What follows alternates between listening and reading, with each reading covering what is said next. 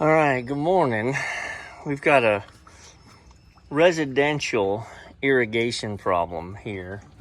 And for those who have never seen this system, this is a house that's on the lake. And so they use the lake water for the sprinklers, which is brilliant.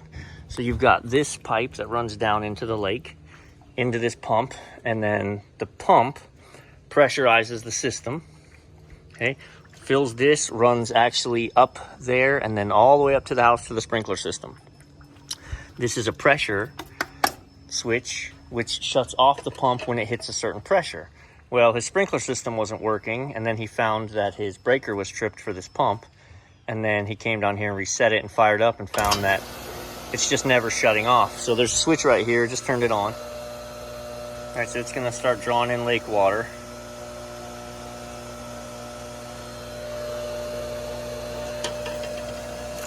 And we should have lots and lots of pressure here, but we don't. And we're not building any pressure. And realistically, it's probably because air intrusion. I feel like it's right here. So if it's sucking in air, then it's not sucking in water. If it's not sucking in water, it's not building pressure. So it could be an actual pump problem. We'll see. But yeah, we'll dig into it and see what we can find. All right, looking at the pressure switch, look what we got. So on this unit, granted I'm controlled by the switch, I haven't tested voltage yet, but you should have the blue and the two outer wires are coming from the switch. Yeah. So you got a blue and a black and a green coming from the switch. So there's your blue and your black bringing power, and then you're out to the pump. I wonder if that's just shot and you're only getting 120 volts. I would think the pump wouldn't run. But you know what? It's 115, 230. It may run if it was only getting one leg of power, just not enough. Man, oh man, hang on. All right, hang on, watch. To the outbound power coming in. All right. 180, 190, so yeah, you're just not getting 240 volts. The pump won't run strong enough.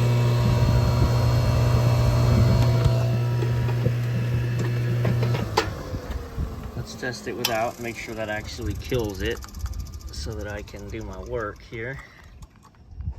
Obviously it does, because the pump wouldn't run elsewise. All right, so we need a new pressure switch because that's pretty shot. Let's see if we can't save the connection and prove the point right now. All right, so we cleaned up the wire and the connection, and now 240 in, there you go. So I didn't glue on the draw pipe yet, because to put it on you have to spin it round and round and round, and I changed it, so I built a new one. And then I glued it all together, but I just slid it in there so while we were running.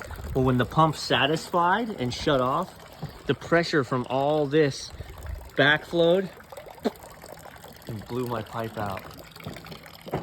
Oh, come on.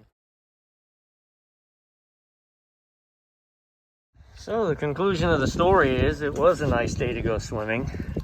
I'll show you up top, but right now, pump comes on, builds its pressure, pump shuts off. So this pressure gauge isn't working, so we need to replace it so that we know where it's dialed in at. But now when I open up the sprinklers up top, the pump will run. We'll go verify those zones, but oy, good to go.